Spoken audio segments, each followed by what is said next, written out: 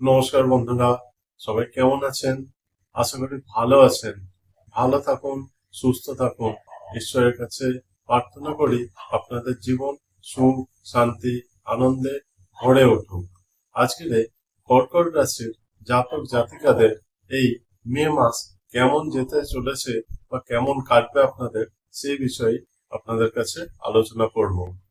আর অবশ্যই শেষে একটি প্রতিকার বলে দেব, যে প্রতিকারটা আপনারা সঠিকভাবে পালন করলে, সঠিকভাবে করলে সেটি আপনাদের জীবনের বাধা বিঘ্ন থেকে বেরিয়ে আসতে আপনাদের সহায় হবে। আপনারা চ্যানেলটিকে ভালো লেগে থাকলে অবশ্যই সাবস্ক্রাইব করবেন, আর আপনাদের লাইক শেয়ার আমায় আরো বেশি উৎসাহিত করবে আপনাদের কাছে আরো ভালো ভালো ভিডিও নিয়ে আসতে। আপনারা যারা পুষ্টি বিচার করতে চাইছেন ও নিজেদের সন্তানের পুষ্টি বিচার করতে চাইছেন, আপনারা আমার দেওয়া এই ভিডিওর হোয়াটসঅ্যাপ নাম্বারে যোগাযোগ করবেন। আমি পুষ্টি বানিয়ে দেবো আপনাদের। তার বিনিময়ে আমি খুব সামান্য একটি পারিশ্রমিক নিয়ে থাকি। এবার আসি মূল ভিডিওয়ে।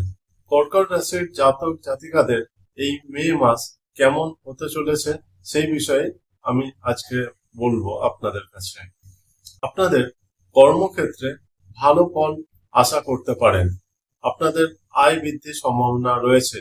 তবে আপনারা যে কাজ হাতে নেবেন সেটি অবশ্যই সম্পূর্ণ করুন। আপনারা সে কাজ ফেলে রাখবেন না। ফেলে রাখলে সেই কাজই আপনার সমস্যার সৃষ্টি করতে পারে। আর আপনারা যারা ব্যবসা করছেন তাদের জন্য এই মাস ভালো ফল দিতে চলেছে। আপনারা বিনিয়োগ করতে পারেন, তবে অবশ্যই নিজের সামর্থ্য অনুযায়ী বিনিয়োগ করবেন। আপনাদের পারিবারিক জীবন সুখের হলেও কিছুটা সমস্যা আপনাদের জীবনে লেগেই থাকবে।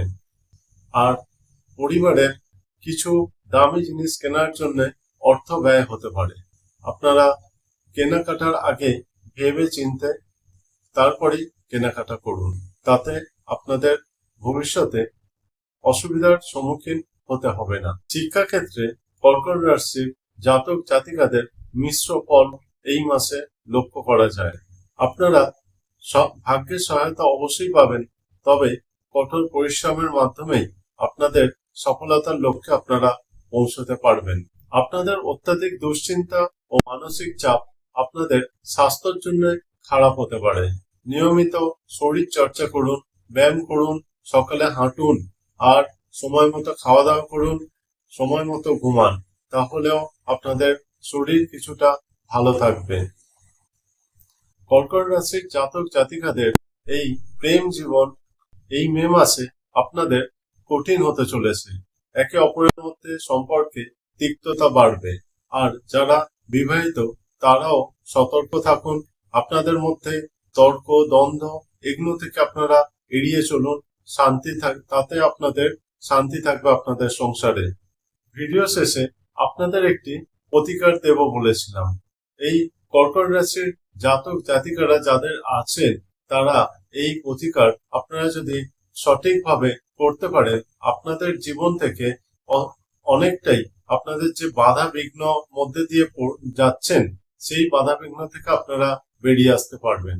একটি মন্ত্র যেটি 108 বার করে আপনারা প্রতিদিন জপ করবেন, সেই মন্ত্রটি হলো ওম সোমেশ্বরায় নমঃ, ওম সোমেশ্বরায় নমঃ, ওম সোমেশ্বরায় নমঃ। এই মন্ত্রটি আপনারা প্রতিদিন 108 বার করে জপ করবেন। আপনাদের জীবন থেকে অনেকটাই বাধা বিঘ্ন মুক্তি পাবেন।